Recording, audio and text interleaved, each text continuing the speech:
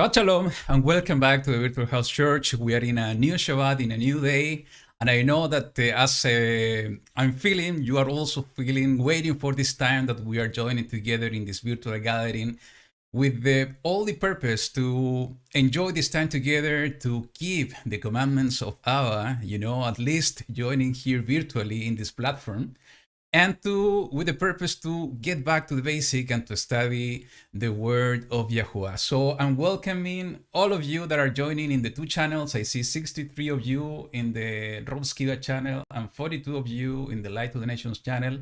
And this is always a blessing to spend part of this time of Shabbat with all of you that I know that we are feeling in our heart during the week.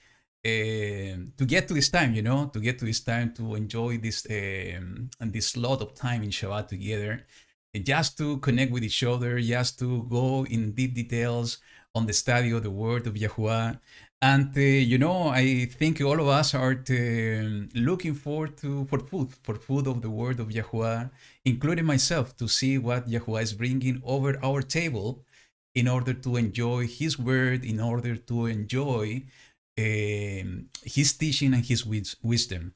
And as I always mentioned, at the beginning of every broadcast, it's a blessing to continue with the House Church. It's a blessing to be to keep the study of this new cycle with the additional books, not going directly to Torah as we always do, but to keep studying, the rest of the books, because we see so many examples, and I'm quite sure that what we are going to read today and what we are going to study today is going to bring us much blessings to all of us, because we can put ourselves in the shoes of the forefathers, the things that they were going through, because there's nothing new under the sun. This is what the Solomon said, and it's so true, because everything that we are going through in these times is something very similar to our forefathers went through as well.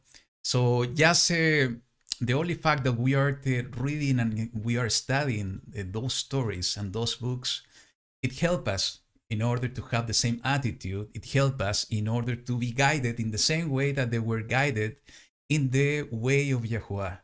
And for me, from my personal point of view, that's one of the most important blessings of keeping the study of these books, just to reflect ourselves in their own lives, because it's serving us as an example in our own walk.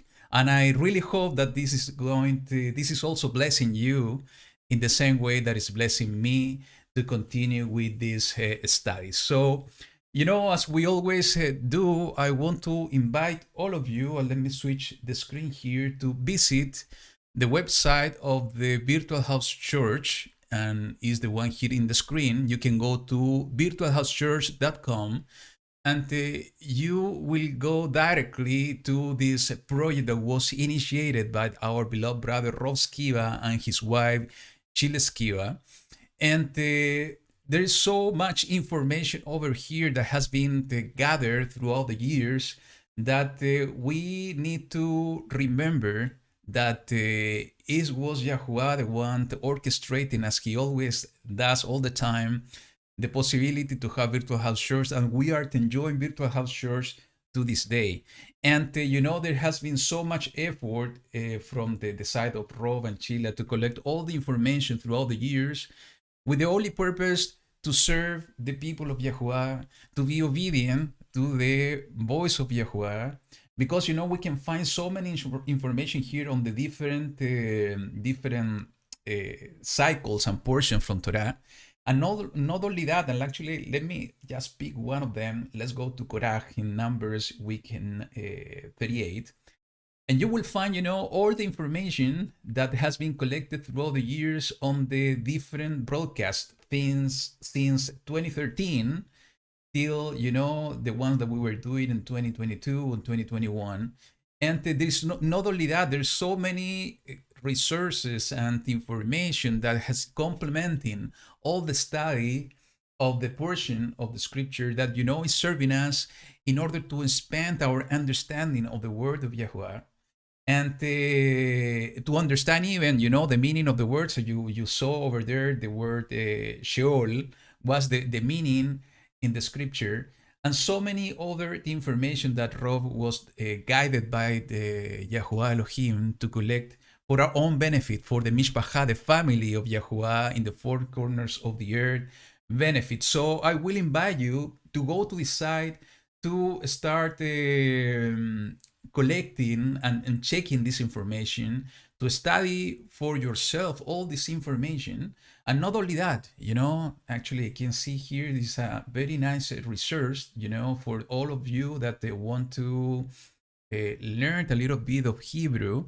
This chart over here is so interesting because you can see the entire alphabet, from Aleph to Tav in Hebrew, and the numeric value, the pronunciation, and also what's the meaning. And this is so important. I was sharing, I think, a few weeks ago as well, additional resources for all of you that wanted to go deeper on the original language of the scripture. This is the language that was used on creation. I'm quite sure that this was the language that Yahuwah was speaking out in order to create everything that our eyes can see, in order to create man, in order to create woman. So, I think as it is written in the prophecies on his word, he is going to restore a pure language. And, I think all of us are waiting for the time that we are going to speak the same language, that we are going to keep the same times, and that we are going to keep the same way of Yahuwah, because we are going to be led by the righteous King that is Yahushua HaMashiach, who is going to guide us and teach us everything that we still don't know, and he's going to open our minds in order to receive the entire wisdom of Yahuwah. That's going to be an amazing time. But in the meantime, what we can do in the same way that we are doing here in Virtual House Church is to do our part and to do our effort in order to study more the word of Yahuwah, to study, the original language of the scripture. I think is a blessing to all of us, because it's expanding even the study and our understanding of the different studies we are doing of the word of Yah. So, something that I like very much from this site as well, and this is something we do sometimes, is this beautiful map over here. Let me see where it is. I think is over here. My internet connection is going very slow today, so it's taking a little bit of time to load all the site. Is here, this one, the one that I like it. So let me expand it and you will see it here.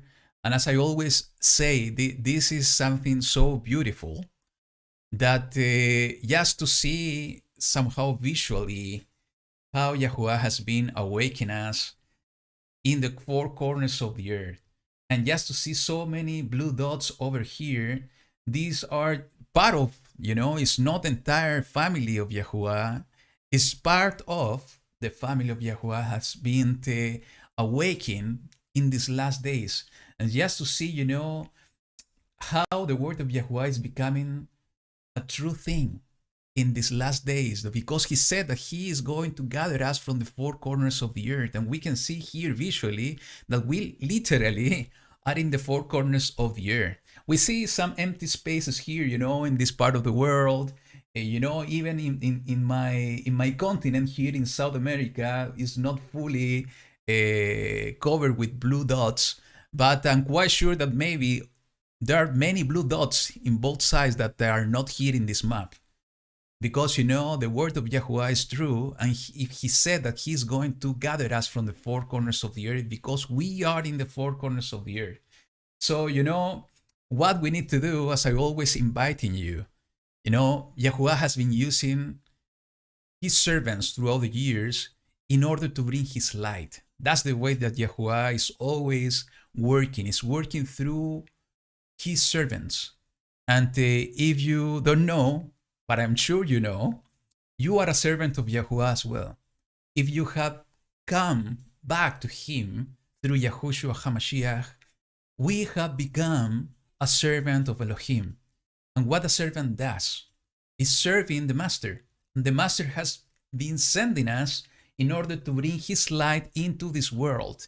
And what we have to do is to reach out to those places. We need to reach out to any place that the Spirit, the Ruach of Elohim is guiding us to bring His light in order for more of those blue dots that we see in this map are going to come up, are going to appear, because this is part of our commission. This is part of our purpose in the kingdom of Yahuwah. We need to bring the light of the kingdom of Yahuwah into this world.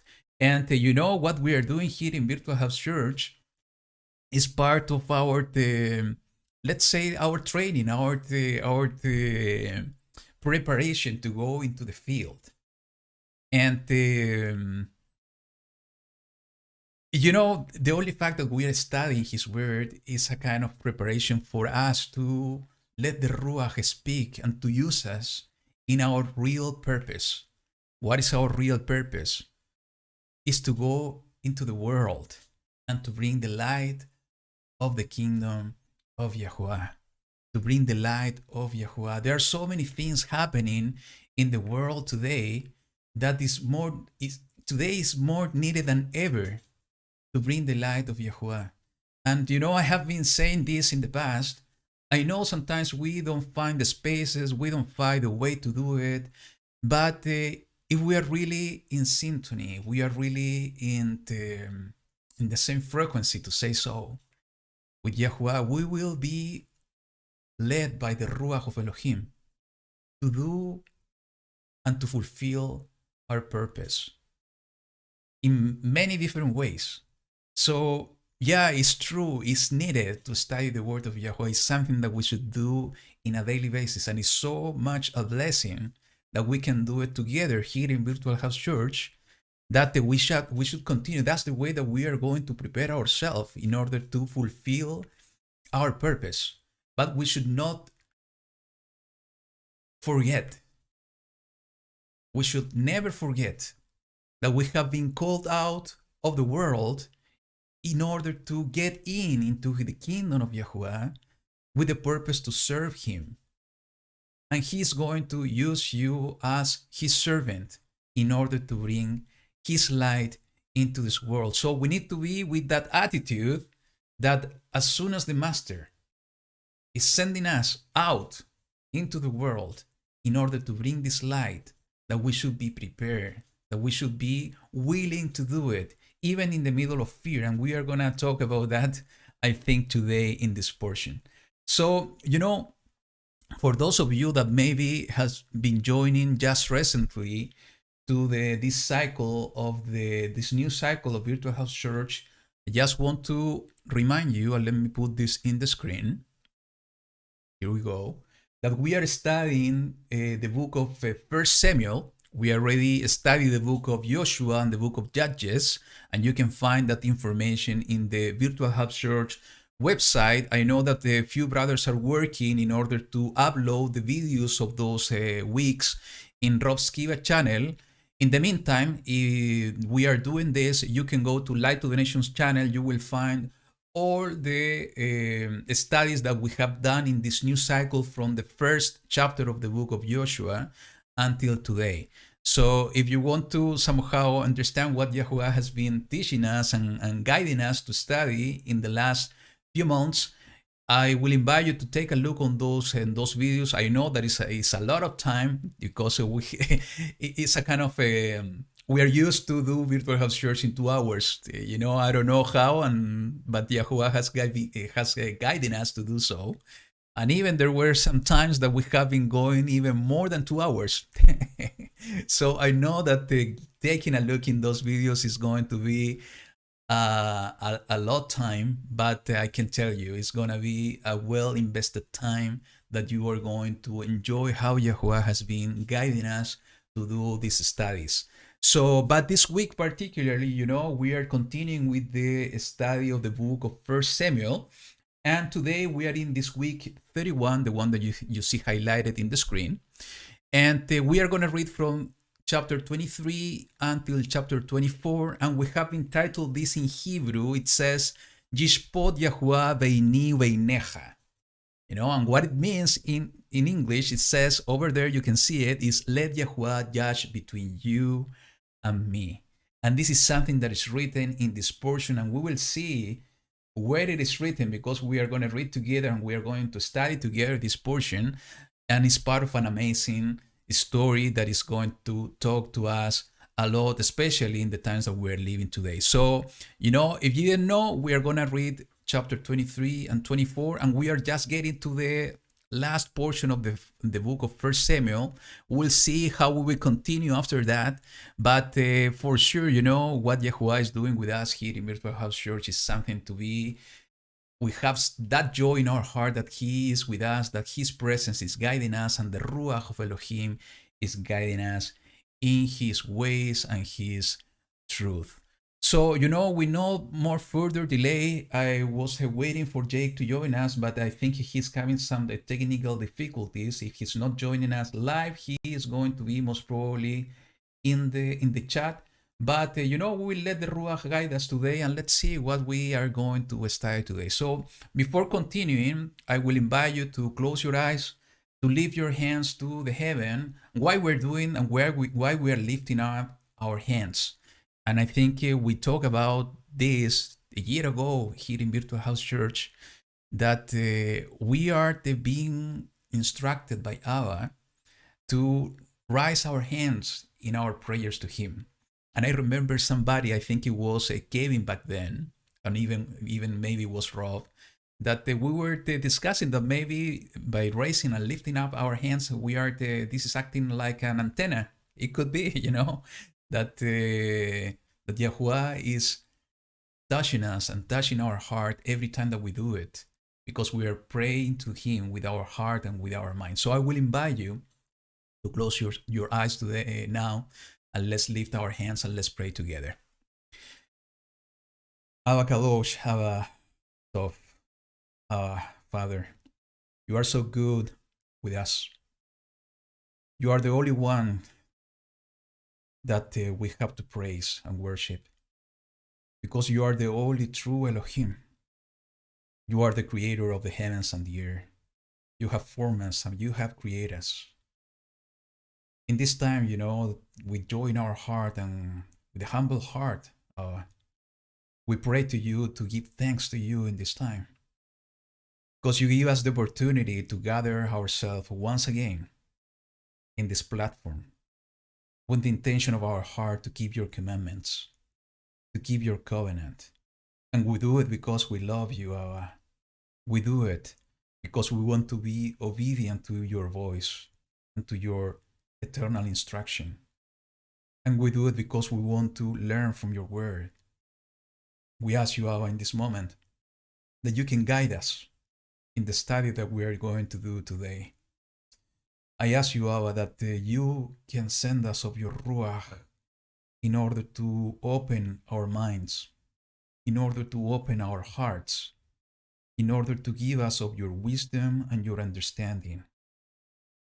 We acknowledge, Abba, in this moment, that wisdom and understanding comes from you only. That our master and our teacher is Yahushua HaMashiach, nobody else. And with a humble heart, we ask you, Abba, that you can direct our words, that you can guide us in this portion that we are going to study of this amazing book on your word, that you can give us of your food, of your heavenly food. We need it, Abba. We need to be fed by you. We need your food and we need your bread of life. Abba, in these times of so much darkness, we need of your light in our heart, in this time of persecution and so many challenges in this life. We need more of you. And I ask you, Abba, in this time, for all your children around the world that are going through difficulties. I pray to you in this moment for Jimmy. He's going through sickness for the few days already. And in the same way that Yahushua was bringing healing to the mother-in-law of Peter, that was suffering for fever, I ask you, Abba, in this moment, and not only me, all your children that are being gathered in this platform. We ask you, Abba, that you can bring up your miracles, that you can remove the cause of the fever, and you can bring healing to his body. We trust in you, Yahuwah, and we ask you, as I told you yesterday, that our trust in you can become miracles in these times. We trust in you with all our heart, and we pray in this moment that you can manifest yourself in these times with signs and wonders, that you can lead us with your Ruach HaKodesh in order to bring those signs and wonders to this world that is so in fear, that you can bring your healing hands to your children that are going through difficulties and sickness. I have learned of so many of them that need your touching hand. We trust in you and we wait on you always. Listen to our voice because we cry out to you in this moment. And we ask you, Abba, that your presence be with us, that we can be echad in you in this time of study through your Ruach, through the love of Yahushua HaMashiach, that we can be echad in you. Thank you, Abba, for listening to our voice. Thank you, Abba, for giving us the opportunity to pray to you, to be one with you. Guide our voices, guide our words, and guide us every time of our life. We pray to you in the name of Yahushua HaMashiach. Amen. And that's true, brothers and sisters. I think we need to pray for one another all the times. I have received some emails from brothers and sisters that are going through difficulties. And no matter that we don't know each other in person, I think it's important that we need to pray for one another.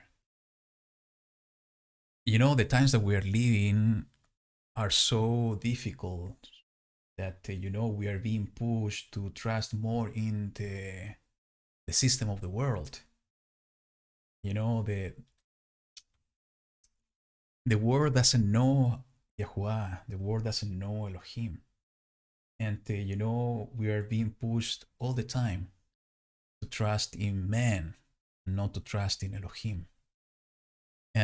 But I know that you that has joined us today and are joining all the time to Virtual House Church, and even if you are not joining all the time and you have the chance to listen to this broadcast,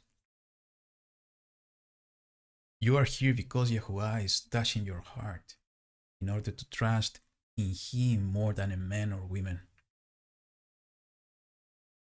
And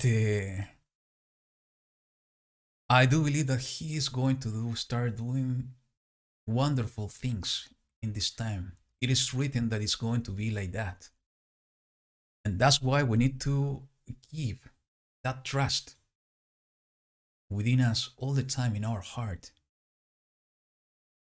We need to keep trusting in Him till the end, because that's an overcomer, the one that is holding so hard from the hand of Yahushua HaMashiach, that even that the storm is so heavy and so big, that we are holding His hand so hard with all our strength, that we are going to get till the end.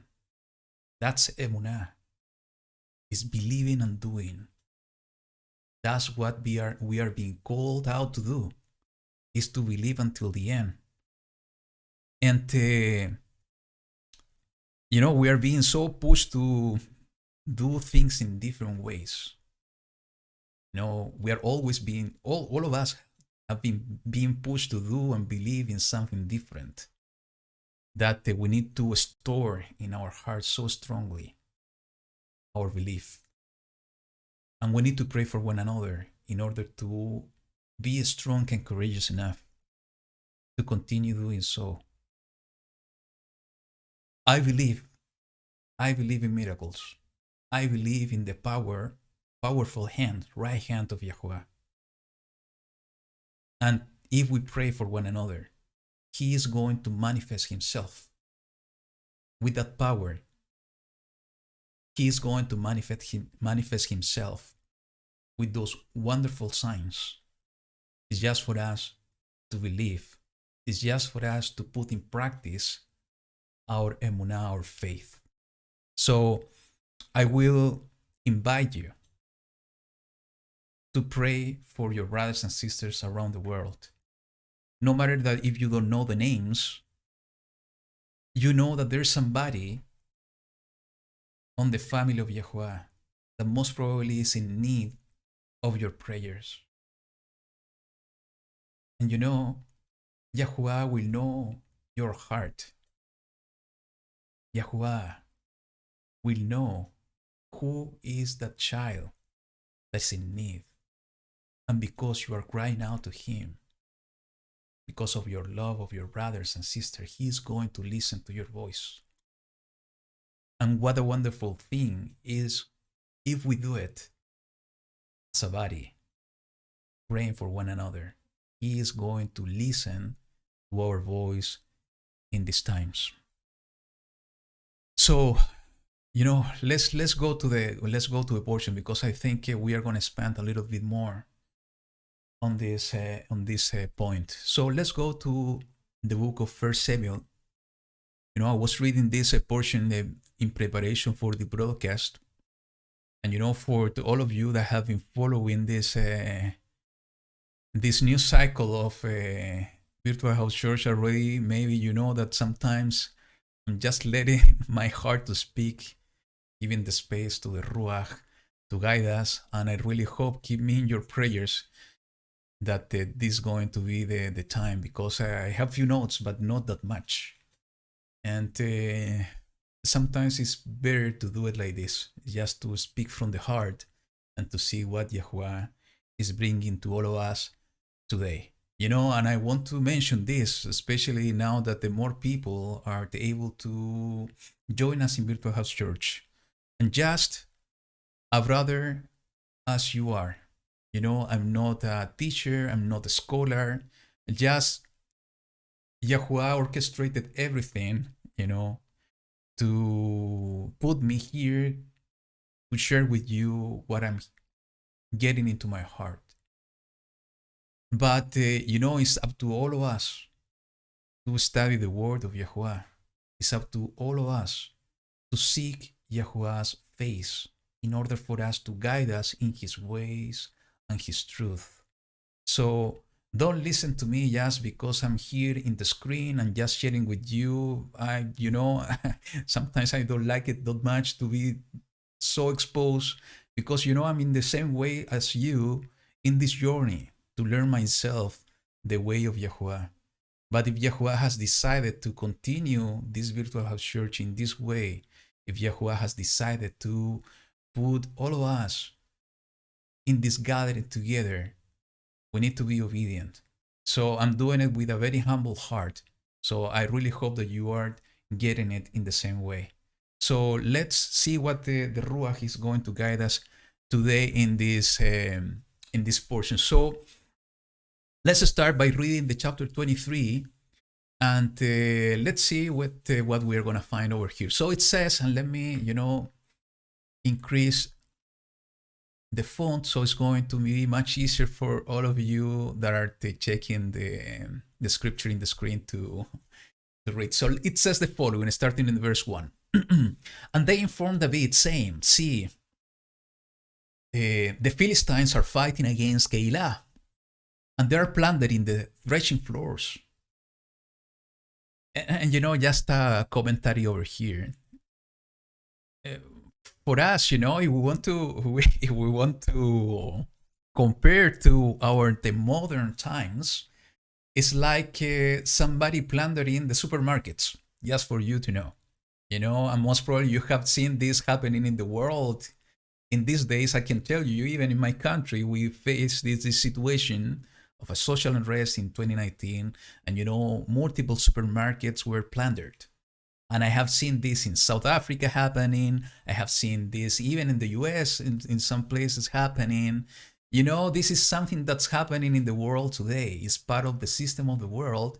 And we see this was brought out from the enemies of Yahuwah, from the Philistines. So plundering the threshing floors is just to remove the source of food from the people. And I didn't see this before when I was reading it earlier today, but this is also speaking to us about what should be our attitude when we see these things happening in our days. What's our attitude? Is the attitude that David took. So let's continue reading. So it says in the verse 2, so David inquired of Yahuwah, saying, shall I go and strike these Philistines? And Yahuwah said to David, go and smite the Philistines and save Keilah. So let's rewind a little bit and let's remember what we were studying the last 2 weeks here in Virtual House Church. David was running away. David was being persecuted by Saul. He was trying to save his own life. That was the context of everything that we are reading here in this portion. He was hiding himself in order not to be killed. He was being persecuted because he was following the way of Yahuwah. He was the anointed one of Yahuwah. But even in persecution, people were seeking him in order to be saved. And for me, this is speaking a lot as well, because sometimes, we, the body of Mashiach, we find ourselves being persecuted. We find ourselves in fear. And what are we doing in order to help those ones in need? What are we doing in order to help those ones that are being persecuted as well? Sometimes we took the position, I'm going to speak for myself first, that we are hiding ourselves, but we are not looking into the ones that are being persecuted in order to have the same attitude that David, that even that he was hiding himself, at the moment he heard that somebody was suffering, and let's keep in mind that he was a man, with the same heart of Yahuwah. So at the moment he heard that somebody was suffering, what was his attitude? Maybe I need to go and help. And what he did, he inquired of Yahuwah. He inquired of Yahuwah if he needed to do something. So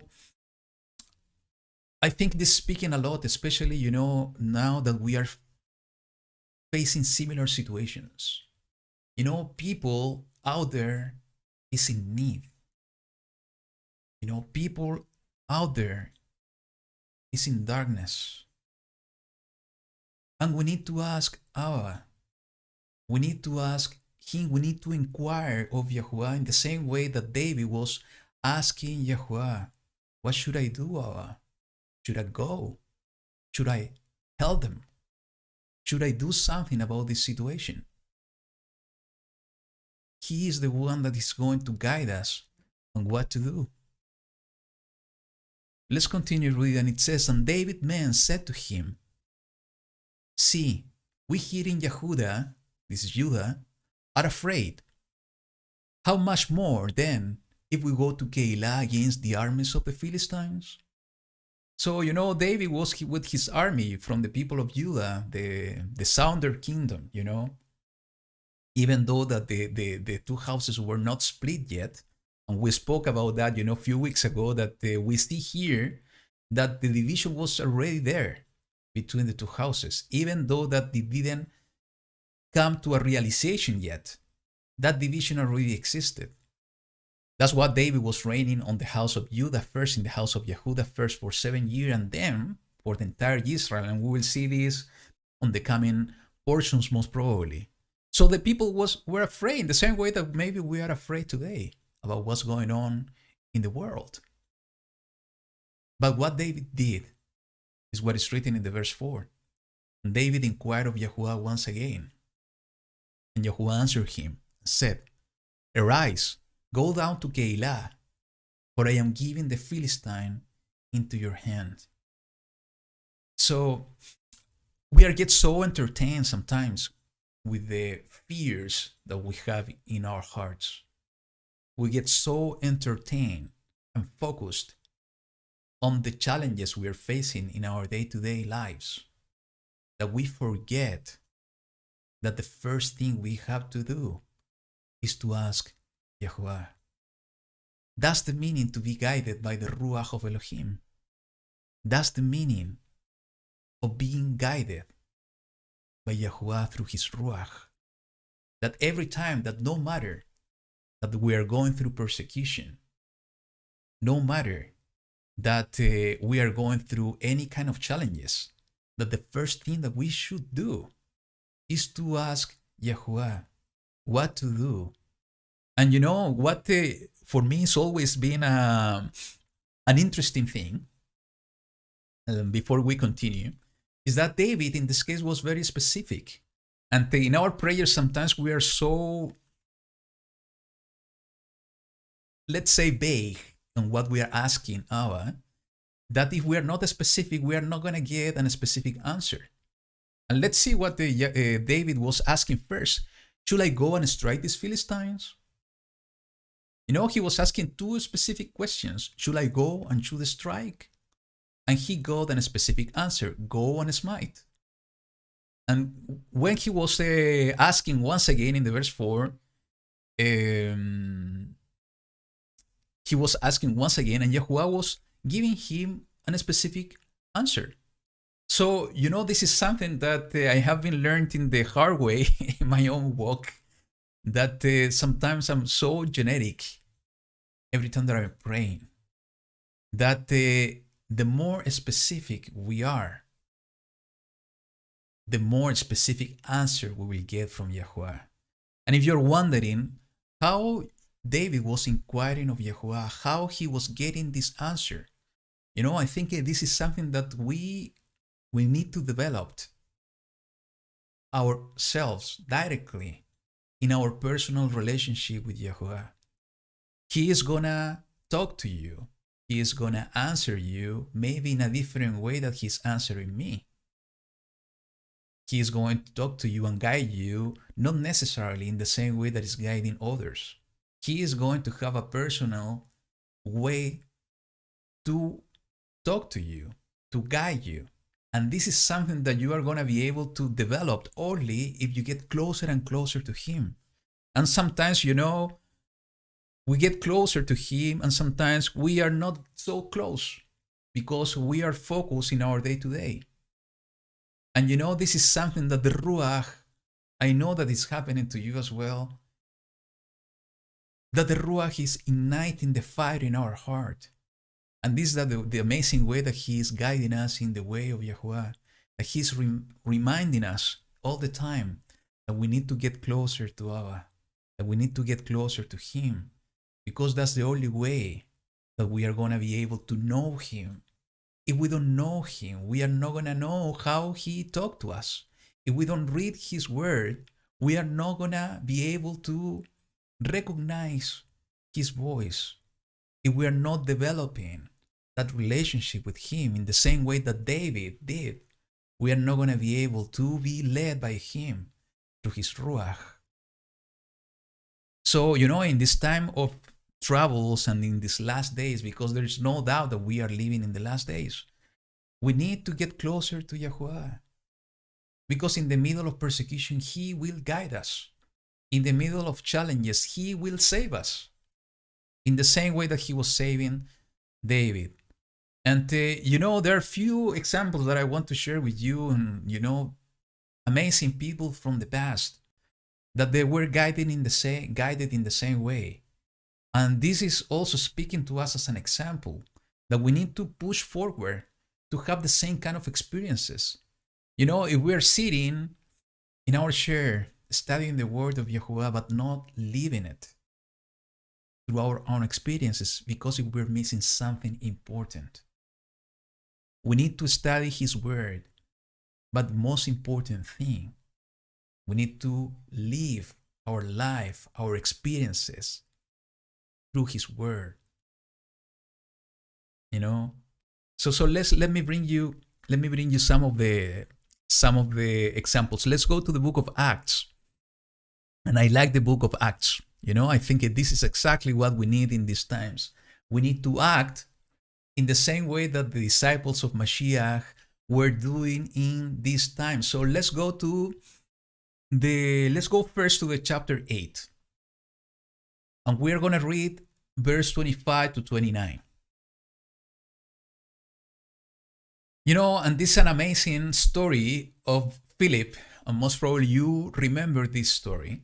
But let's read it together just to see how Yahuwah was using this man, because we will see something similar on how Yahuwah was using and guiding David, and this is the example on how He can use you and He can use me. So it says the following. Then, after they had earnestly witnessed and spoken the word of Yahuwah, they returned to Jerusalem, bringing the good news in many villages of the Shomeronim, this is Samaria. But a messenger of Yahuwah spoke to Philip, saying, Arise and go toward the south, along the way which goes down from Jerusalem to Asa. This is desert.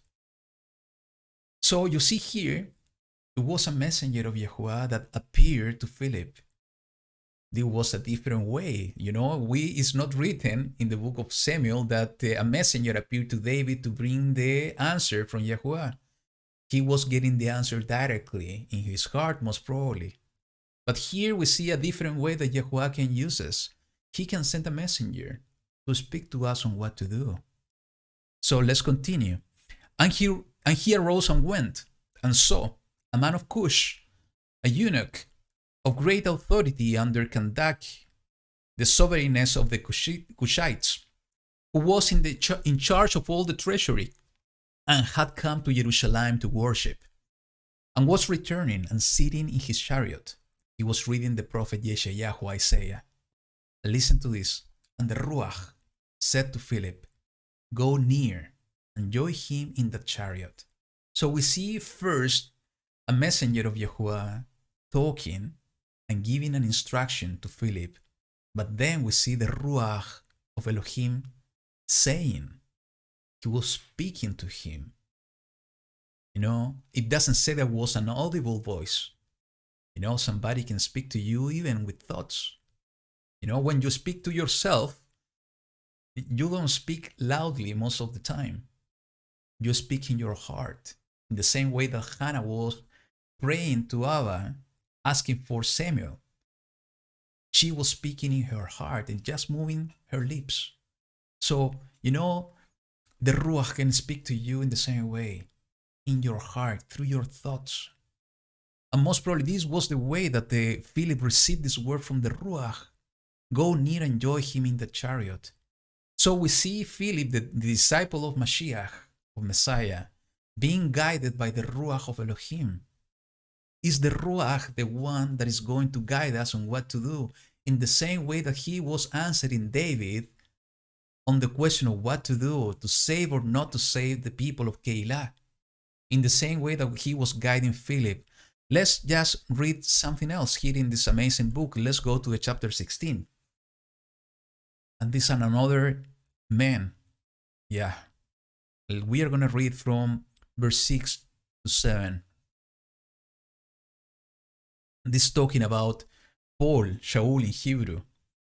And it says the following, And having passed through Phrygia and the Galatian country, they were forbidden by the Ruach HaKodesh, the set-apart spirit, to speak the word in Asia.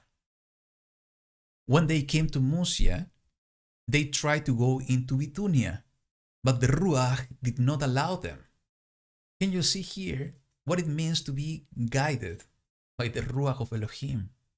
The Ruach can tell you where to go, what to do. He can tell you not to do, not to go. In the same way we see here happening in the case of Paul. This is exactly what we need to seek in these times. We have been studying His Word for so long, and we need to continue doing it until the end of our times.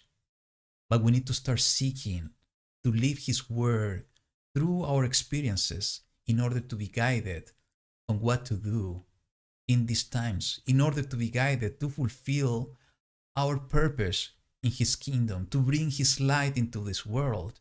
You know, people are so, in the world, so, let's say, blind view to the way of life of today. Nothing I can say is bringing some interest or making them wonder of things to come. Why? Because there are so many awesome things happening in the world because of technology that nothing is making the people feel awesome or wow, in the wow effect because of what's going on in the world. You know what was happening in the first days of the disciples? They were bringing so many signs and wonders into the world. You know, they were healing the sick. They were bringing some marvelous signs from Yahuwah. That the people from that time, when they saw this happening, they started to believe. And I can tell you that if we are being moved in the same way that they were moved, even though that the world today is so blind because they have lost this fire, and nothing can remove them from this mindset, because they are so blind because of we see many things, marvelous things happening through technologies. You know, the ruach and the power that is coming from above is much more stronger, much more wonderful. That if Yahuwah manifests Himself in the same way that He did in the past, you know, His power and His ruach is the one that's going to remove that blindness from their eyes. And you know, Yahuwah said that He will do it in these last days, that He will send the latter rain. And I think, you know, what we need to put our focus today is to serve Him in ruach, in spirit, and in truth. We need to continue studying His Word, but we need to seek for the manifestation of the ruach of Elohim in our lives in order to bring the entire truth of Yahuwah into this world. Because with the fruits of the Spirit and the gifts of the Spirit, we are going to be able to do our purpose, to bring the good news of Yahuwah. That was the way that the people from the past did it, the prophets from the past, and also the disciples of Mashiach. And Yahuwah can do the same in these days, to guide us in the same way. But we need to be willing, we need to be prepared in our hearts. We need to trust Him at all times. We need to seek His face and to get closer to Him, and to pray to Him and to ask Him to send us of His ruach in order to bring those signs and wonders, in order to remove and break the chains of the darkness in this world, in order to be able to save those people in problems and in challenges in the same way that David did. And you know, just to bring an additional and final example here, and this is the most important one, let's go to the book of Matthew, chapter 4. And let's read just the first verse here, verse number 1. Then Yahushua was led up by the Spirit, by the Ruach, into the wilderness to be tried by the devil. Our own Mashiach, being led by the Ruach of Elohim, to go to some place to do something. And he is the better example, and is the best example for all of us, that we need to follow his steps. We need to be eager, and we need to be in hunger. We need to be hungry to seek the Ruach of Elohim. In these times is what we need, and Yahuwah is preparing us. I have no doubt for that. He's preparing us to serve him in that way.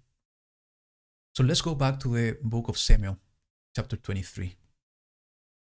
So, what David did after he was, even he was afraid, he was being persecuted, the people that was with him was afraid, most probably he was wondering what to do.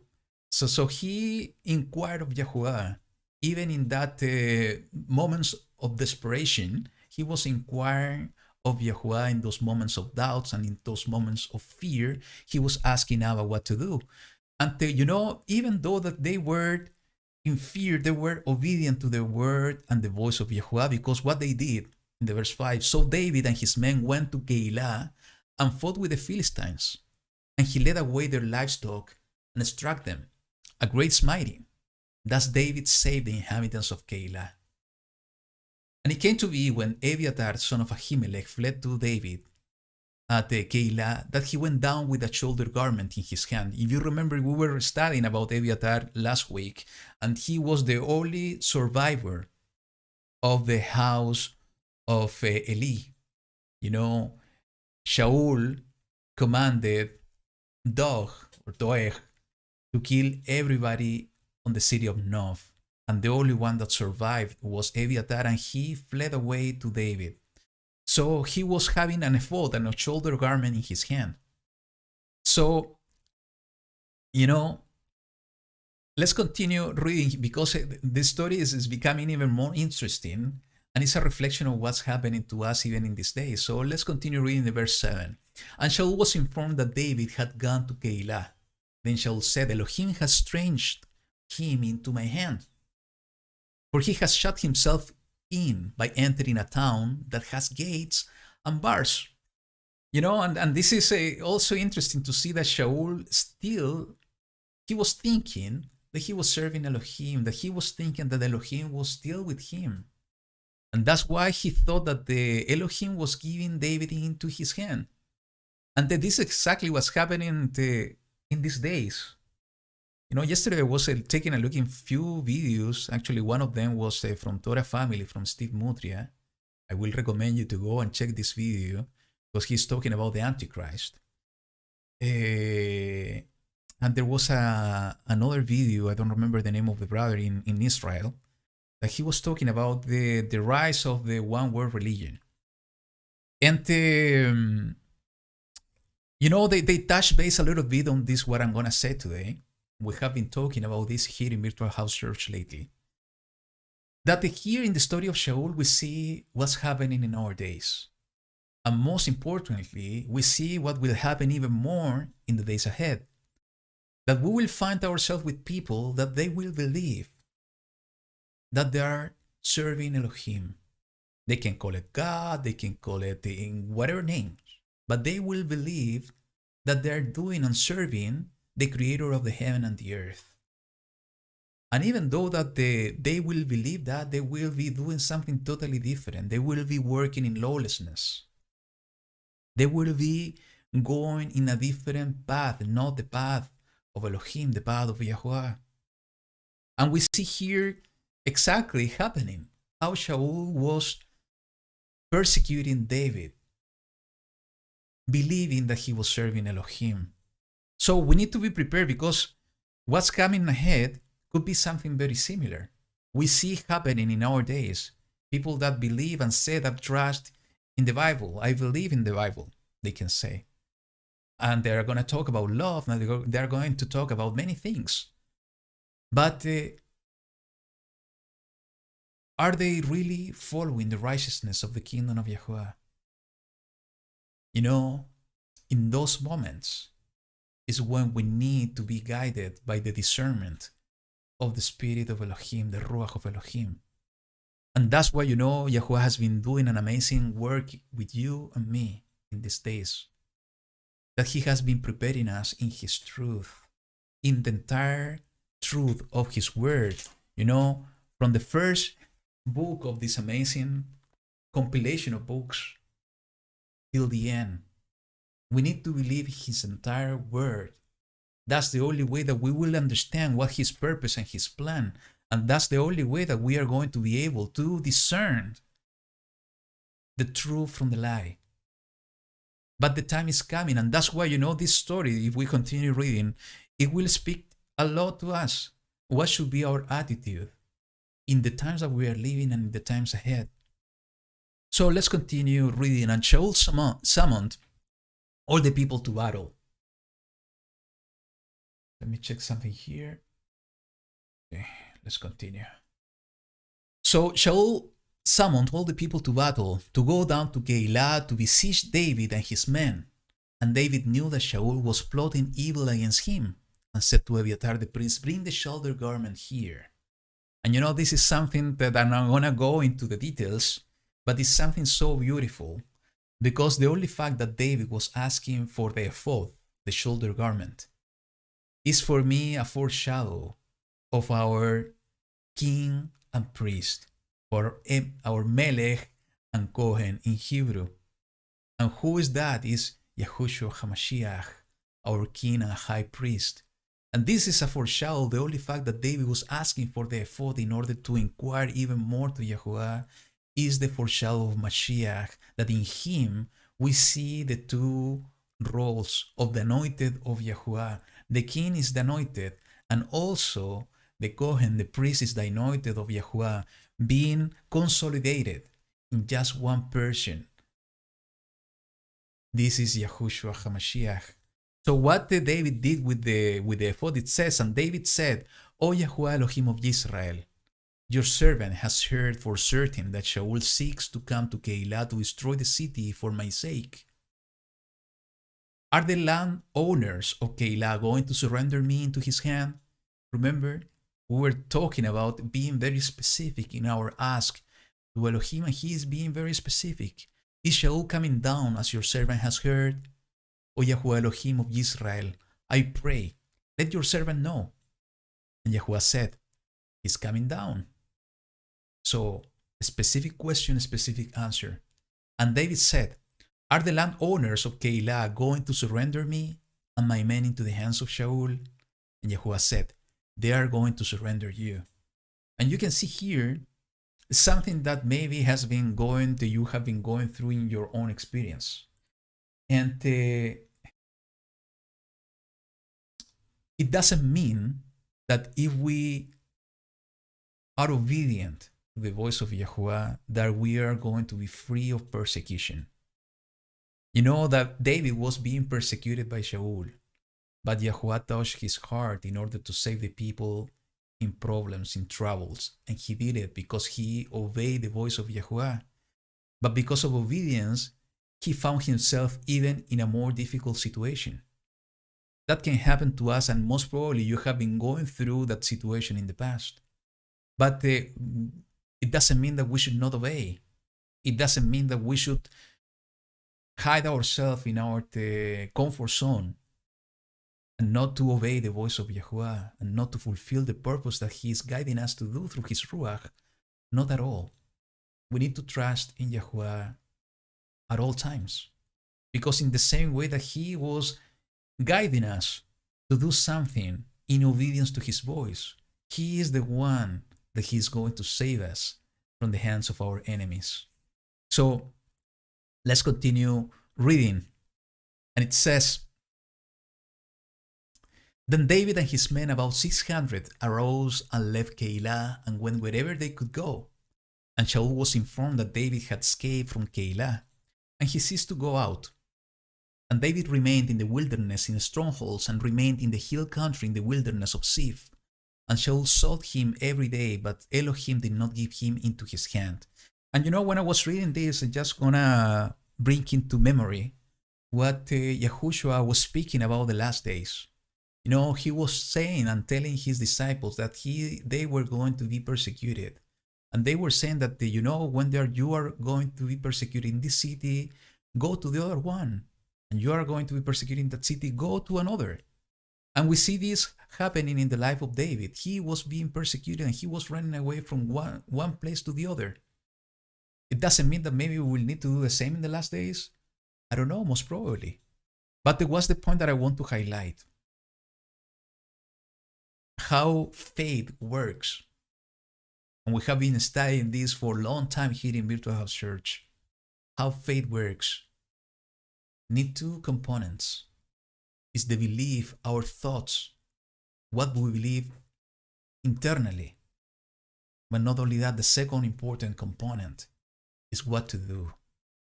If we want to fulfill and to complete what we believe, we need to do according to what we think and what we believe. And why I'm saying this, David was trusting in Yahuwah in the middle of persecution. He was asking Abba if something was true or not. And Abba was answering him. And he knew that he depends on Yahuwah, and he knew that Yahuwah was with him, and he knew that Yahuwah was going to save him. But he did something. He was moving from one side to the other. He was hiding himself. He was running away. He was not just waiting for things to happen in a miraculous way. He was acting according to what he believes while he was waiting for Yahuwah to save him. I always remember, and then when I have the time to talk to people, I mention this example. It's what happened to Moses when they were facing the Red Sea. Everybody was in fear because of the army of the Egyptians. Because, they were not, they didn't have any way out. It was the sea in front of them. And in the other side, was the army of the Egyptians. And everybody was in desperate mode. And what Moses did, he was praying. And he was seeking Yahuwah in the same way that David was doing here in this portion.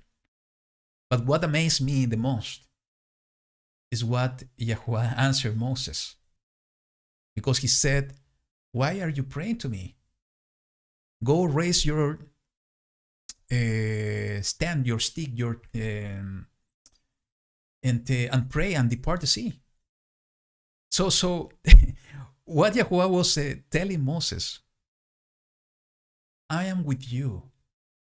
Do the work. If you believe in me, act in the same way. And sometimes we are so focused in what we believe, but we don't act in the same way. We need to complete our faith. And this is exactly what I see David here happening. If we wait just for things to happen, it's not going to happen. Yahuwah will manifest himself through our own actions.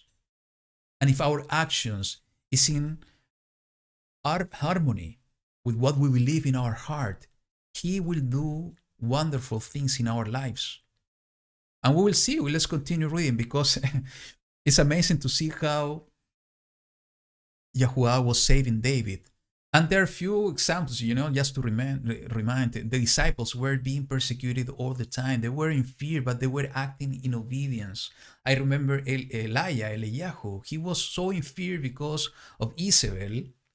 But when he was hearing the voice of Yahuwah, when he ran away to Mount Sinai in Horeb, and he heard the voice of Yahuwah, he was obedient, and he was coming out from that cave, and he was acting and doing the work, acting in obedience to Yahuwah.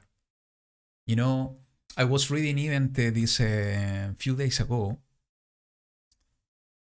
the book of Ezra, and how the Yahudim, the Jews, the people from Judah, were coming back from Babylon in order to build the city and build the temple again. And they did it in times of persecution. They did it in times of so many challenges. It was so amazing. I think it was the chapter 6 and chapter 7 that I was reading. And it was so amazing because, at the moment they put the foundations of the Keilah, the temple, they were crying of joy, but also in bitterness. And they were not unable to, the people around them were unable to understand that the tears were because of joy or sadness. And I think it was a mix of both things. Because some of them remember the first temple. And just the fact to see that they were being pushed and moved by Abba to reveal the second temple, all the emotions they were feeling flourished through the Ruach externally. And I remember I was reading this, and I will recommend you to read again if you're interested, to go to the book of Ezra, chapter 6 and chapter 7. You will find this information over there.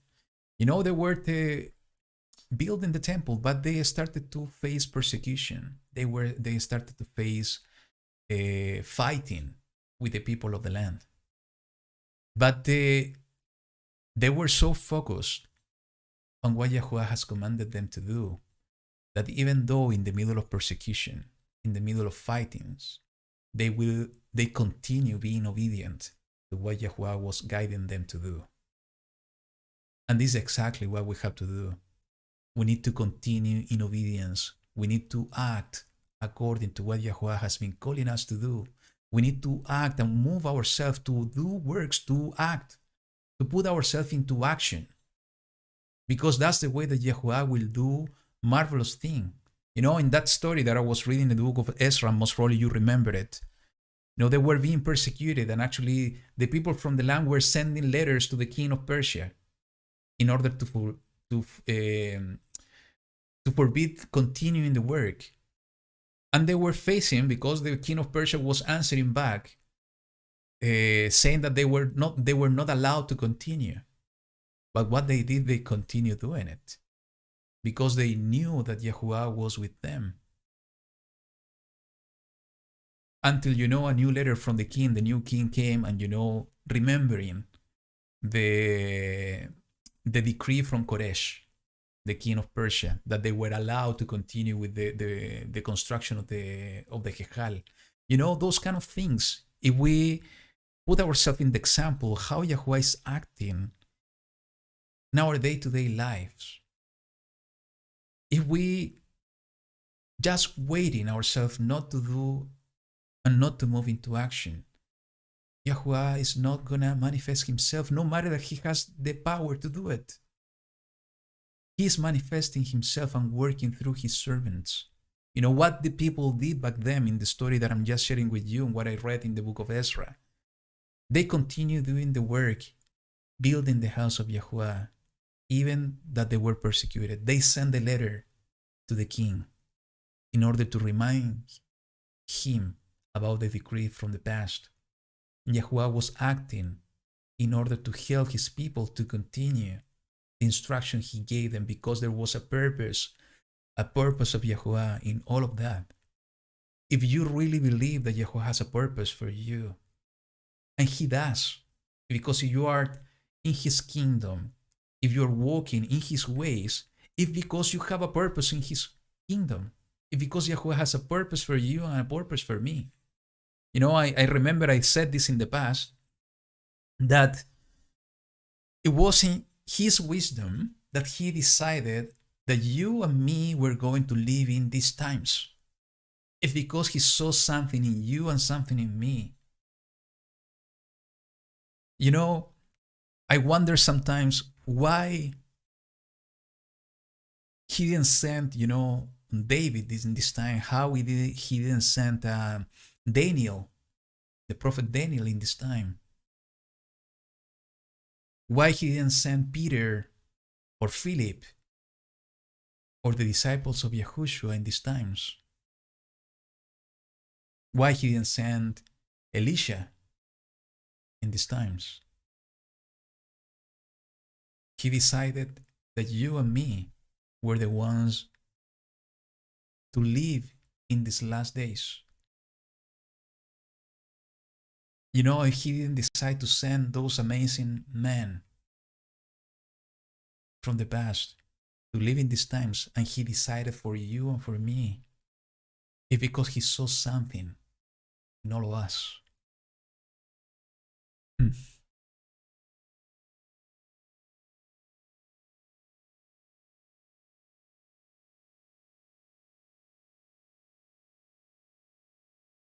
It's because he trusts in you.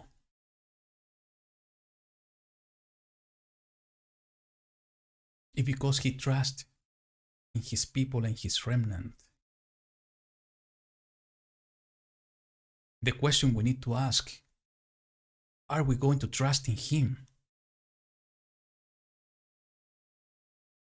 If he saw something in us, if he trusted in us, and if he trusts in us, are we going to trust in him in order to allow his Ruach to use us for the purpose that he has chosen us? In the same way that he was using all these men and he was using David. This is something that we should meditate all the time. Especially in this time that are coming ahead. I told you at the beginning, I'm going to speak my heart. I don't have so much prepared, but I'm going to allow to speak out what he's putting in my heart. So sorry if I'm deviating myself from the topic, but I think it's important. It's important to remember that we have been called out from the world in order to live a different life. And living a different life.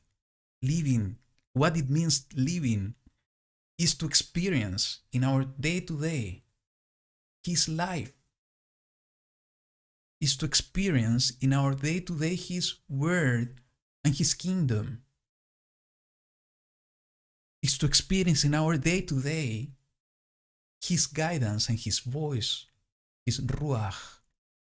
And I think the time already came and we are late. We need to hurry up in order to get closer to him. Because if we get closer to him, we are going to be able to fulfill our purpose. We are going to be filled by the Ruach of Elohim in order to be guided in the way that Yahuwah wants us to guide us. Let's go back to the portion and let's continue reading. So it says in the verse 16, And Jehonathan, Shaul's sons, arose and went to David at Horesh and strengthened his hand in Elohim and said to him, Do not fear, for the hand of Shaul my father is not going to find you, and you are to reign over Israel, and I am to be next to you. Even my father Shaul knows that. He was going through persecution. And Yahuwah was sending Jehonathan in order to strengthen David. If you are going through challenges, and we will go through challenges, there's no doubt. He's so good to us that he will find ways to put people in front of us in order to strengthen us. You remember that I was inviting you to pray for one another at the beginning of the broadcast. It's exactly what we need to do. Yahuwah will use you and me to strengthen others. That's what a family means. That's what a brother or a sister means. That we are here in order to strengthen one another, to continue in the way of Yahuwah. And they made a covenant before Yahuwah. And David remained at Horesh while Jehonathan went to his own house. This is Jonathan, Jehonathan in Hebrew. And the Ziphites came out to Shaul at Gibeah, saying, Is David not hiding with us in the strongholds Horesh, in the hill of Keilah, which is on the south of the wasteland? And now, sovereign, by all the desire of your being, come down, and our part is to surrender him into the sovereign's hand. And Shaul said, Blessed are you of Yahuwah, for you have sympathy with me. Please go, prepare yet further, and find out and see the place. And this is so important, and you will understand why I'm laughing. This is exactly what's going on today. Let's continue reading. Please go, prepare yet further, and find out and see the place where his hideout is. Who has seen him there? For I am told that he is very cunning. So look and learn all about the hiding places where he hides. And you shall come back to me with certainty. Then I shall go with you. And it shall be, if he is in the land, that I shall search for him throughout all the clans of Yehudah. And they rose up and went to see before Shaul, while David and his men were in the wilderness of Maon, in the desert plain of the south of the wasteland. So, we see even in the middle of persecution, more persecution was coming against David. And why I was laughing, the whole description we see over here, people going against David and going to Shaul in order to give David to him into his hand. But what Shaul was instructing them is something that in our current vocabulary has been so used lately, and is the word surveillance. Most probably you haven't heard about that, and most probably you are aware of what's going on. But surveillance is something that is in the current vocabulary in many of us, most probably. Especially, in the current measures that the system of the world is taking. But, let's go to the book of Revelation, chapter 13.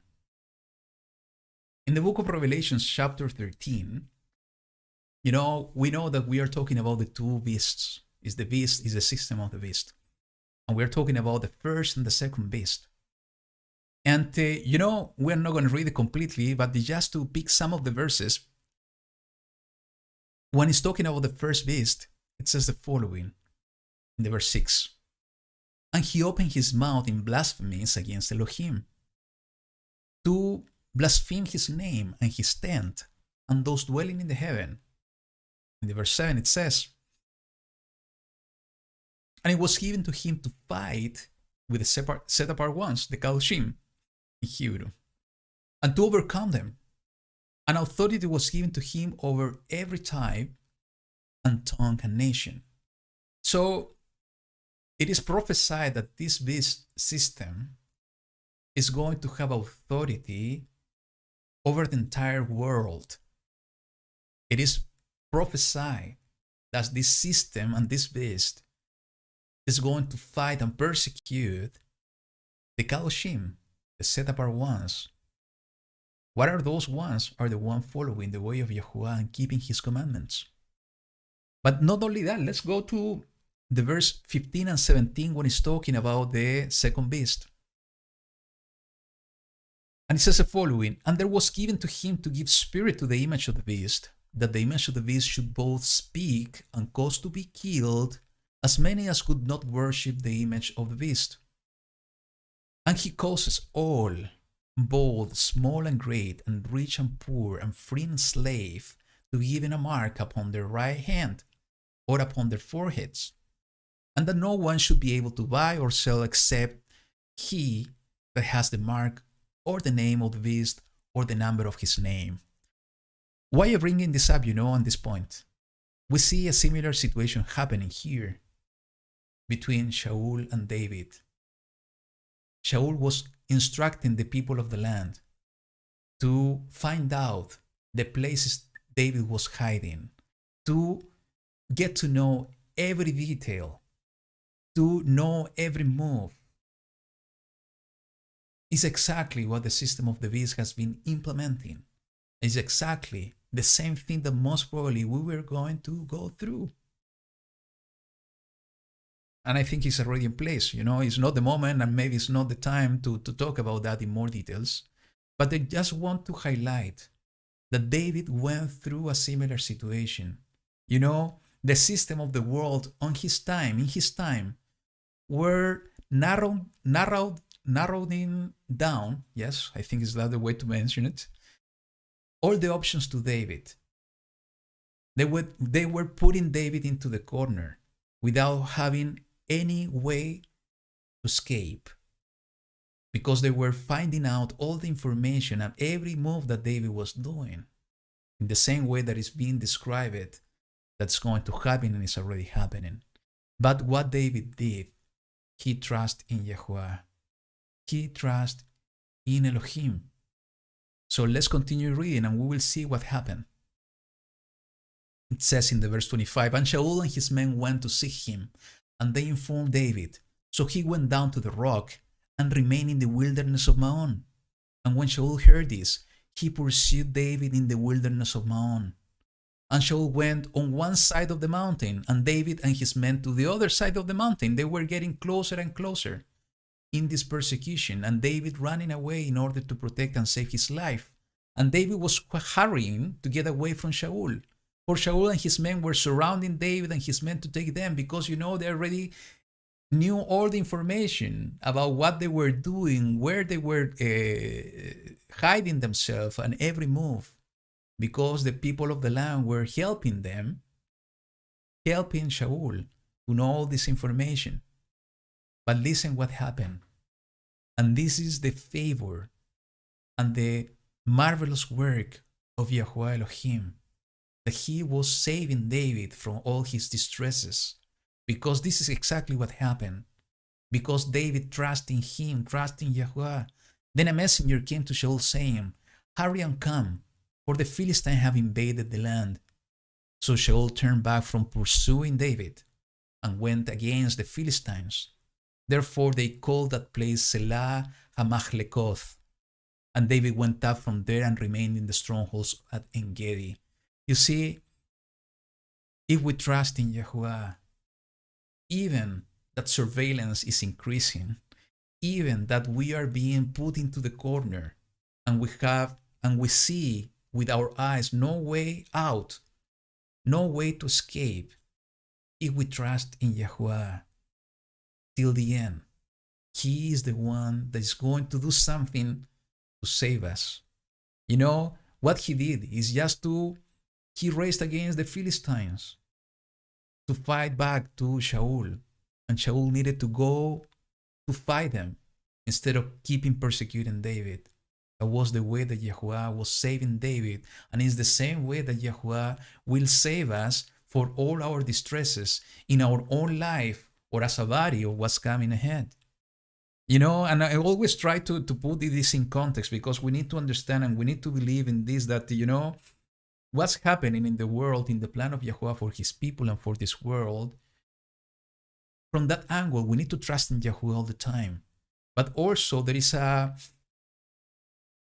micro angle that we can look into this. And what I'm talking about is our own lives. All of us are going in our day-to-day through challenges, different type of challenges. It could be emotional challenges, could be family challenges, could be, different things in our jobs, or in different aspects of our lives. We can go through challenges.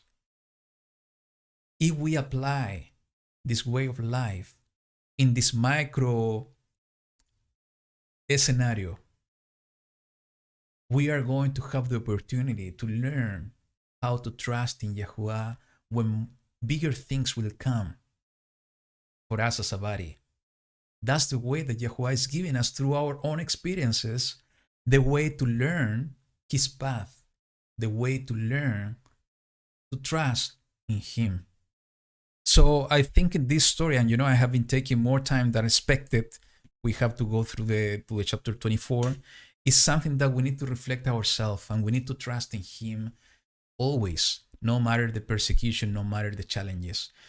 There's a Keilah, Psalms, that I like so much, that we have been doing some readings of Tehillim in the Light to the Nations channel, that I think is a reflection of everything that I have been talking to you, and I want to share with you, just to do a pause and then to drink a little bit of water. So here we go. I want to share this with you, and just think, and everything that we have been talking today and study, how the words in this Tehillim, in this Keilah, in these Psalms, is reflecting everything we have been saying so far and what Yahuwah has been talking to us. So here we go.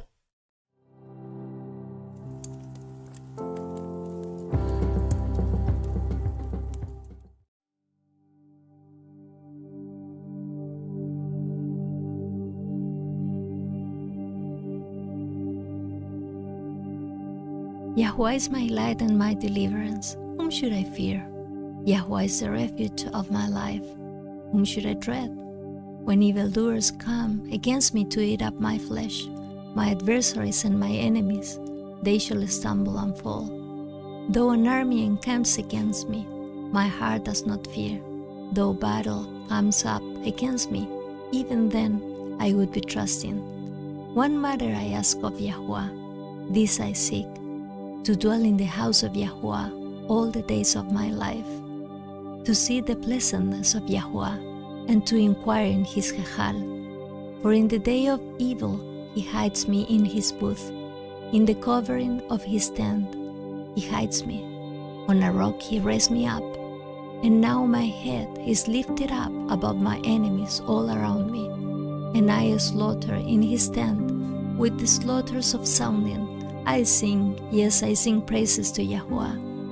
Hear, O Yahuwah, when I cry with my voice, and show me favor, and answer me. To my heart you have said, seek my face. Your face, Yahuwah, I seek. Do not hide your face from me. Do not turn your servant away in displeasure.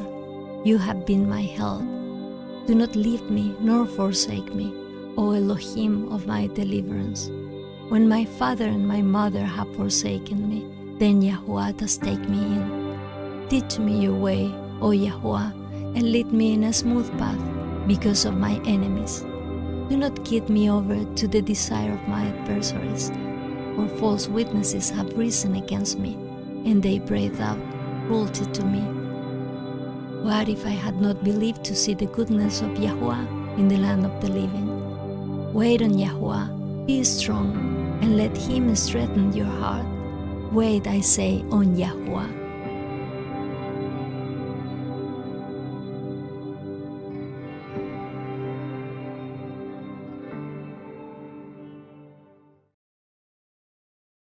Wait on Yahuwah and let him strengthen yourself. I think we see in the life of David exactly that. He was the one to write in this Tehillim, these Psalms. And I think we see here in those words his heart. And that should be an amazing and a blessing to all of us, example to the way we need to look into situations, in the way that we need to trust in Yahuwah.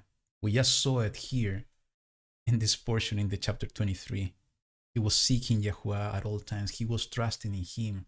And because of that, Yahuwah was saving him. No matter that an army encamps against us, if we trust in Yahuwah, he will guide us all the time. So, let's read quickly the chapter 24 and let's see what we find over here. And this is, a beautiful, let me see just my notes here. I think it's a beautiful chapter because, it's speaking even more about what was the heart of David. And we know that as soon as we understand and learn about what was the heart of David, we know what's the heart of Abba, what's the heart of Yahuwah Elohim. So, let's read quickly, and I will just give some insights of what I have in my heart about this portion. So, it says the following: and it came to be when Saul had returned from pursuing the Philistines that it was reported to him, saying, see, David is in the wilderness of En-Gedi. So persecution arose once again. So we know what was going to be the action of David, trusting and keeping trusting in Abba.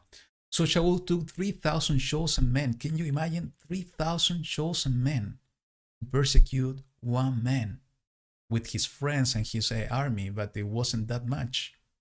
3,000 chosen men from all Israel, and went to seek David and his men on the rocks of the wild goats. And he came to the sheepfolds on the way, and there was a cave.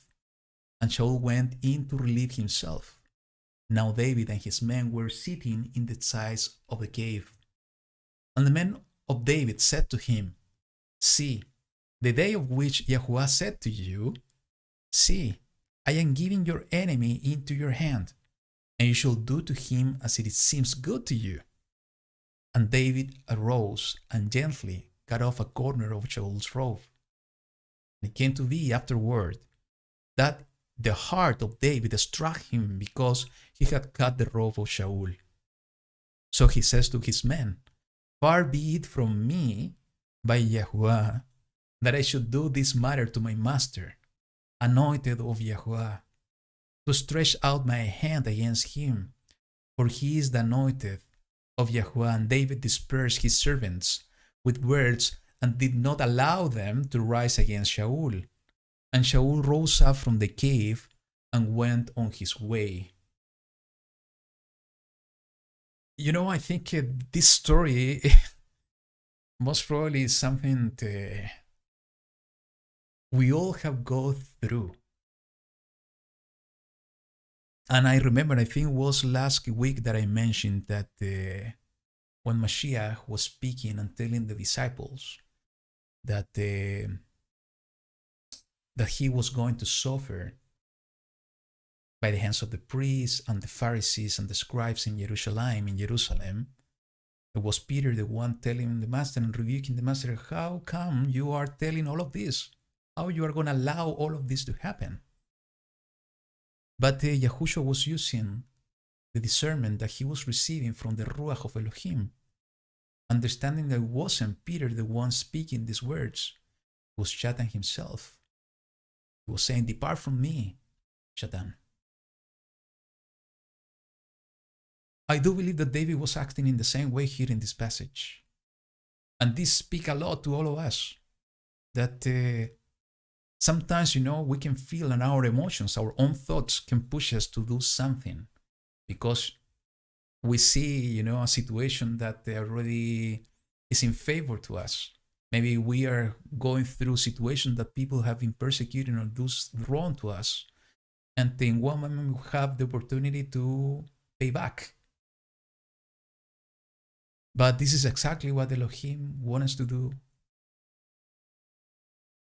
We always, in every time of our lives, and I think this is the main message that at least I'm learning from this portion, that we need to ask Abba, we need to ask Yahuwah to help us to decide what to do.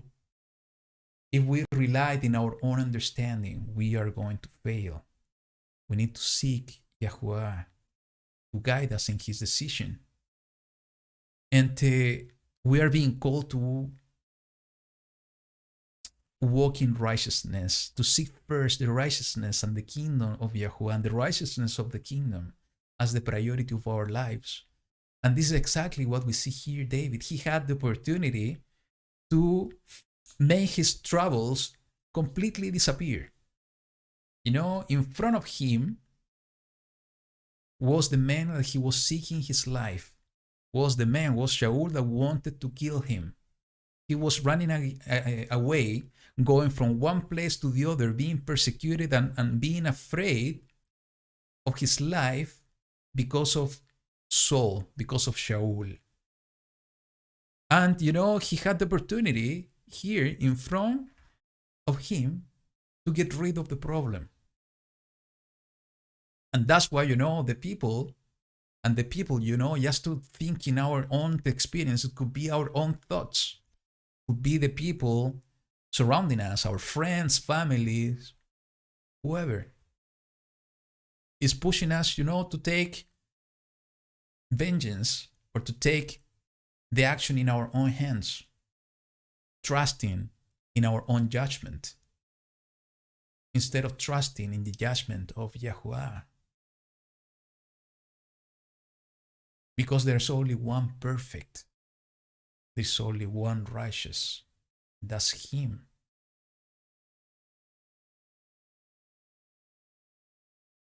And what I see here reflected are the fruits of the Ruach.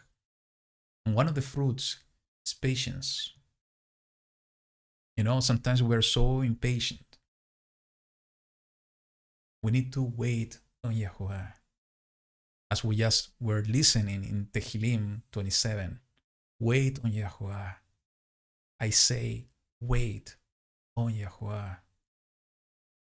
And wait on Yahuwah doesn't mean that we need to be inactive. We see David was not inactive at all. He was waiting in Yahuwah and asking Yahuwah what to do. So, we need to let the Ruach to guide us in the patience. We need to let the Ruach guide us in our decisions, in our actions. And when we do that, we see how light overcome darkness. We see how righteousness overcome wickedness. And let's keep in mind for a moment that what was going through Shaul, and we were studying this in the last few weeks, that he were being moved by an evil spirit. If you remember, some story happened between Jonathan and Saul, that when Jonathan came to talk to his father, he was speaking good words about David.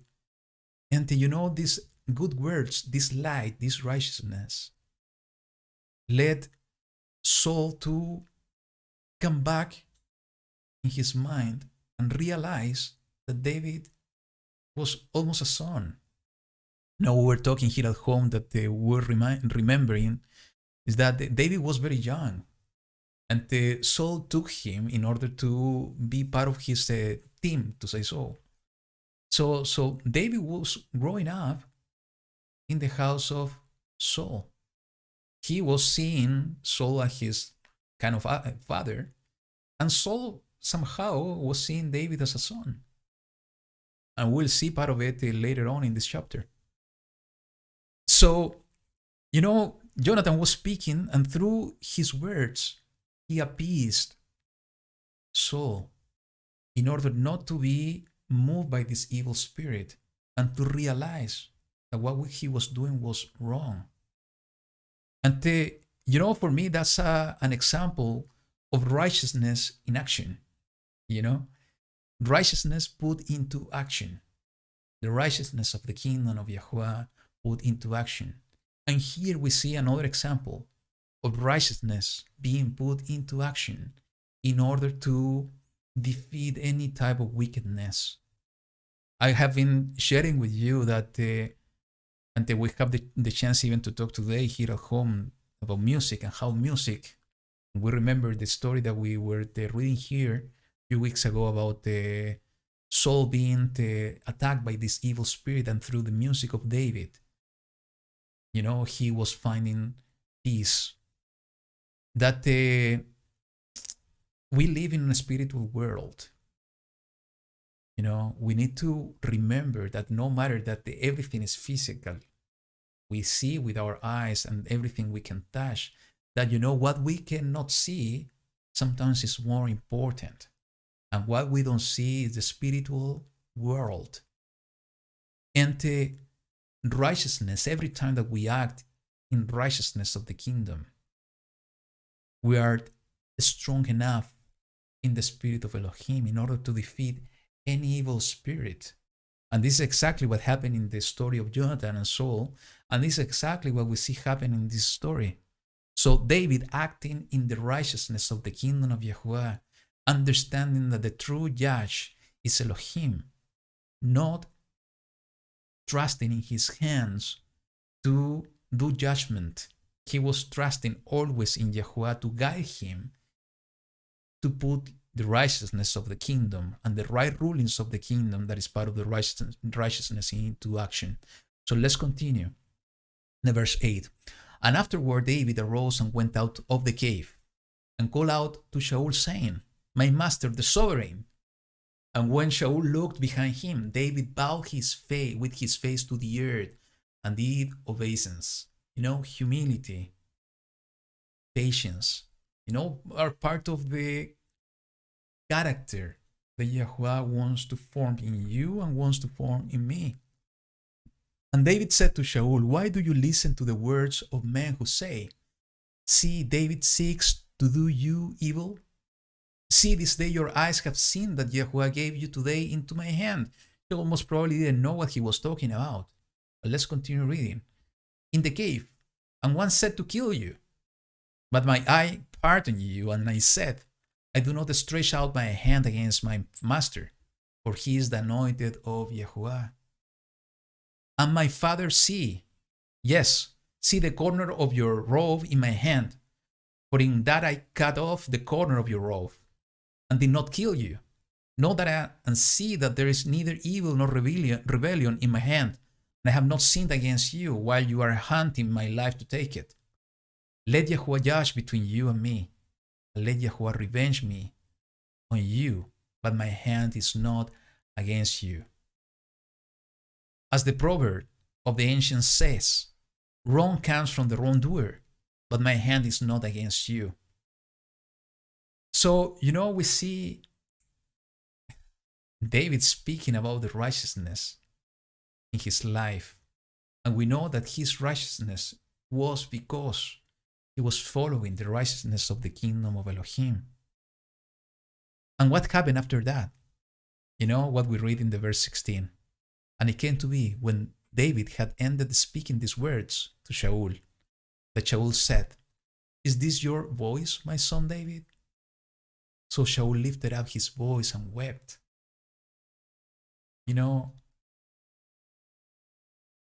Light overcome over darkness.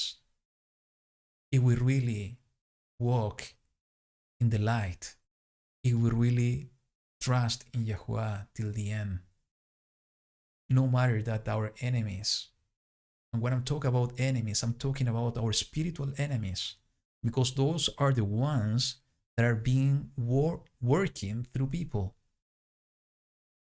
We don't need to be in fear for those spiritual enemies, because if we trust in Yahuwah till the end, He is going the one helping us in the same way that He was helping David, because he was acting and living in the righteousness of the kingdom.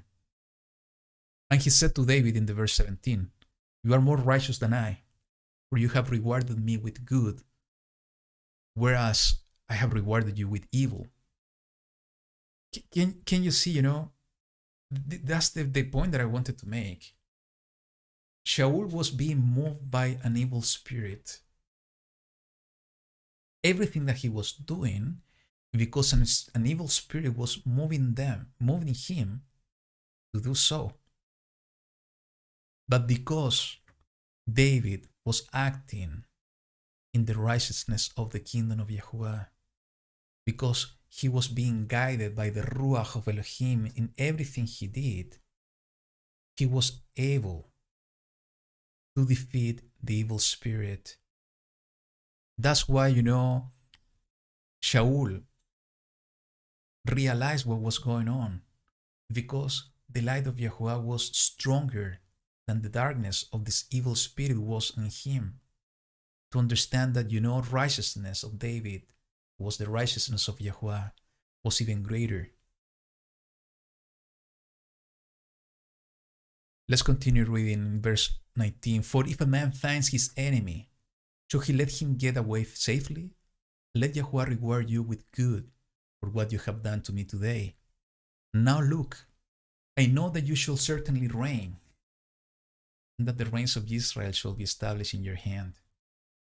Now swear to me by Yahuwah that you do not cut off my seed after me, nor destroy my name from my father's house." And David swore to Shaul. Then Shaul went home, and David and his men went up to a stronghold. Yahuwah has said that He has chosen us to be king and priest. In His kingdom, as soon as it is established, we are going to be in that position. We, together with Mashiach, are going to be the ones with the responsibility to lead the world into the righteousness of Yahuwah. We are going to participate in the restoration of all things, the restoration of creation, and the restoration of the righteousness in this world. Shaul knew that David was appointed by Yahuwah to reign over Israel. We know that we have been chosen to be kings and priests. This is the time for us to learn. And we learn not only by studying, we learn by doing. If we do, we are going to be prepared. We are kind of in the school now, to say so. We are learning how to do our role that is coming together with the kingdom of Yahuwah here on earth. So every time we have the opportunity to act in righteousness, we are growing every time that we are able to put into action the righteousness of the kingdom in our own experiences, in our day-to-day life, we are growing in order to be ready for the role that we have been called by Yahuwah to fulfill in the future. And there are few passages that we see something similar. Let's go to the first one in the book of 1 Peter.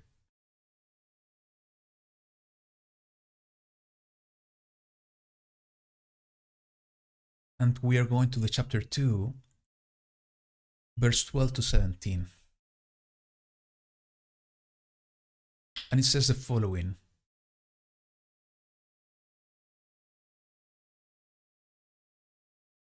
Let's read from the 11.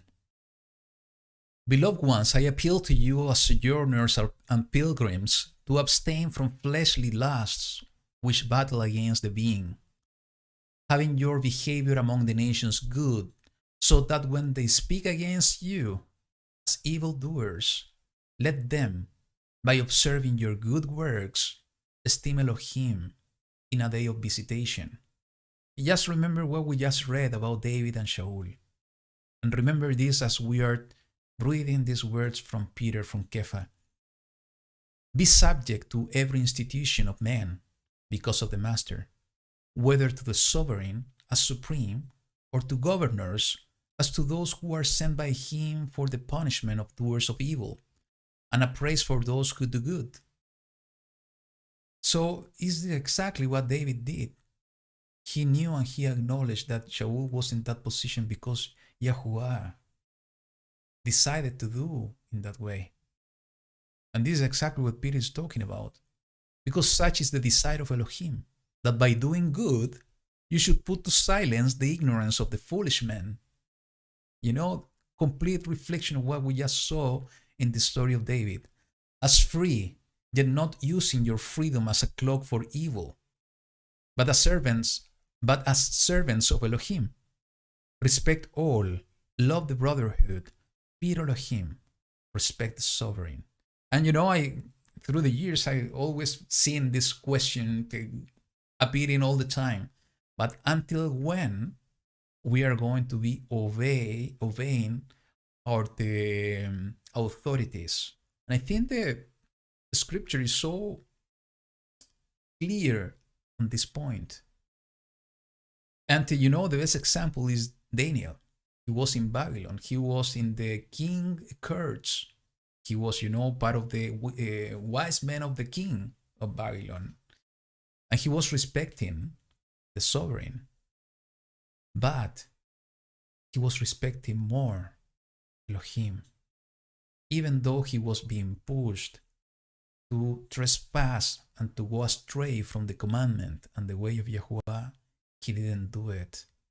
But at all times he was respectful, because through his actions he was doing exactly what Peter is describing here, to put in silence, to silence the ignorance of the foolish man.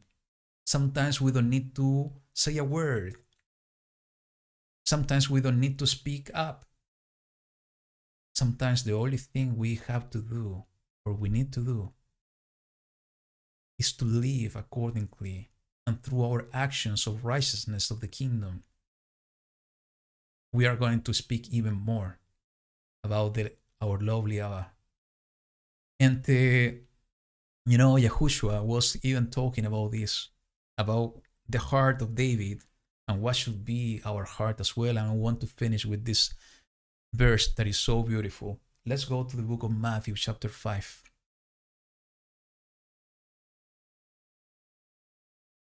And we're going to read from verse 43 to 48.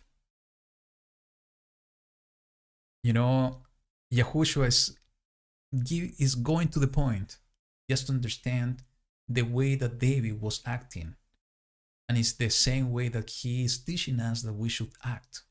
And it's totally in harmony with what just read in the book of Peter. And it says the following. You hear that it was said, you should love your neighbor and hate your enemy. You know, this is what they were saying, that we need to hate our enemies. This is not written in the Torah at all. to hate your enemy.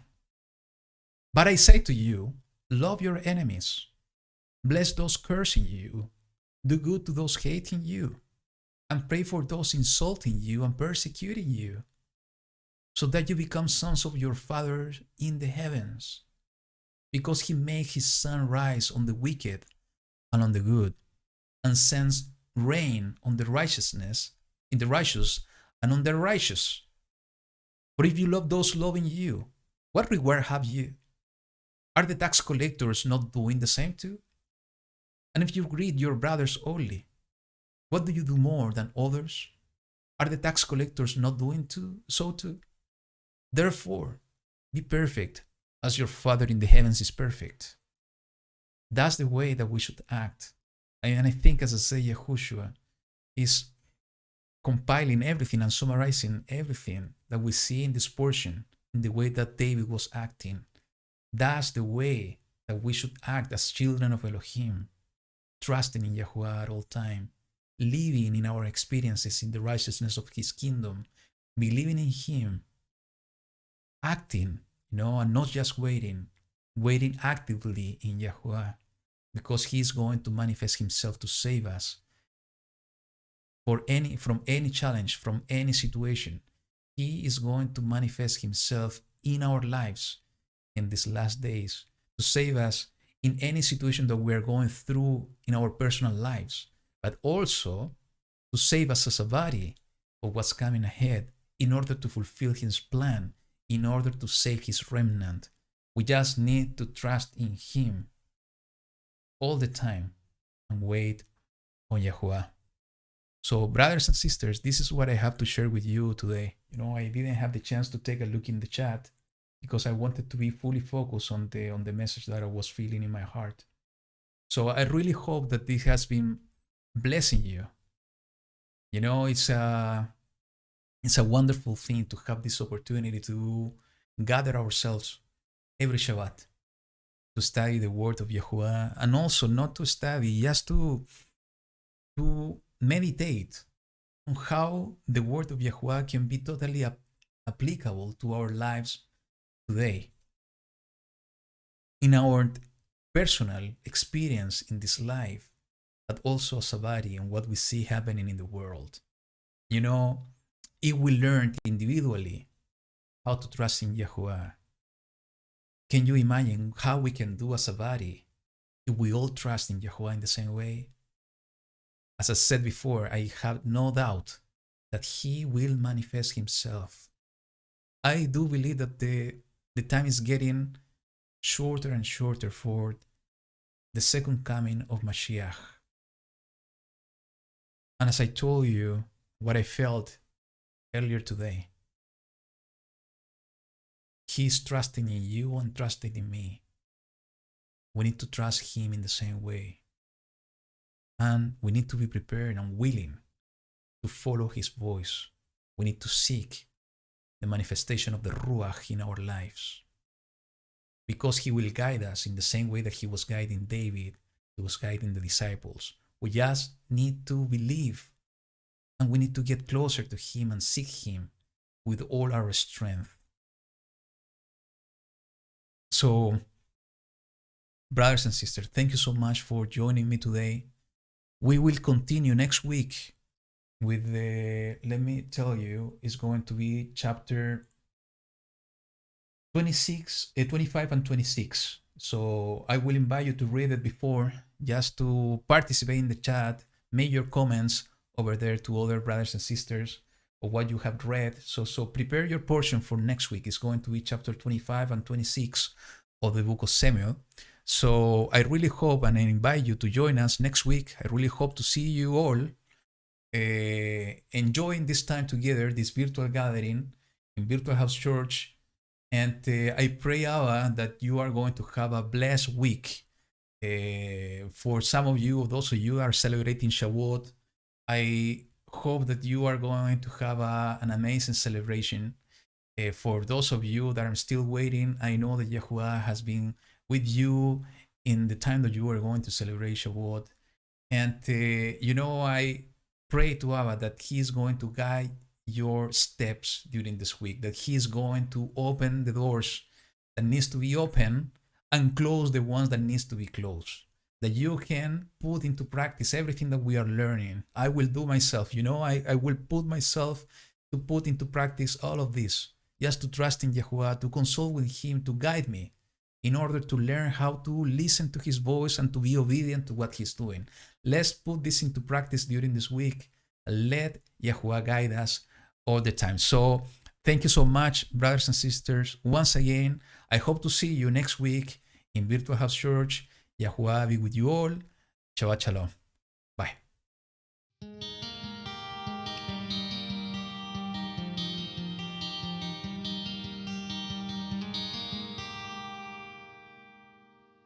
יברכך יחוה וישמרך,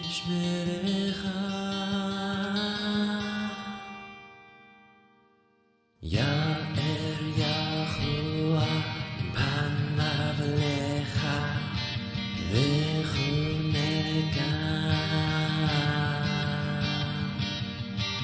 יישא יחוה פניו לך לך שלום, יישא יחוה פניו לך ויעשה לך שלום, ויעשה לך שלום, ויעשה לך שלום.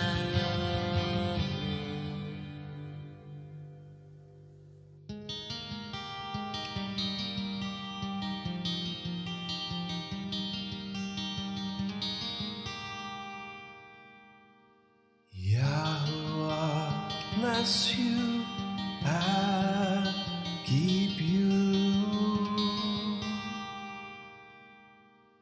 Yahuwah make His face shine upon you and be gracious unto you.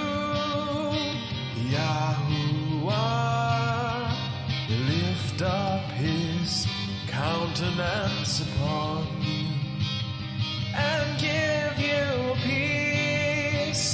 Yahuwah make His face shine upon you and be gracious unto you.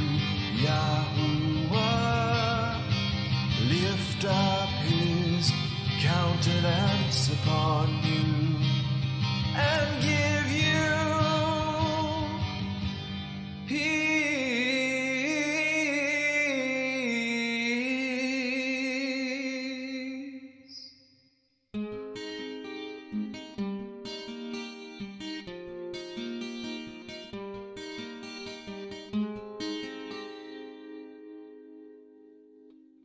Yahuwah te bendiga y te guarde. Yahuwah haga resplandecer su rostro en ti y tenga de ti compasión.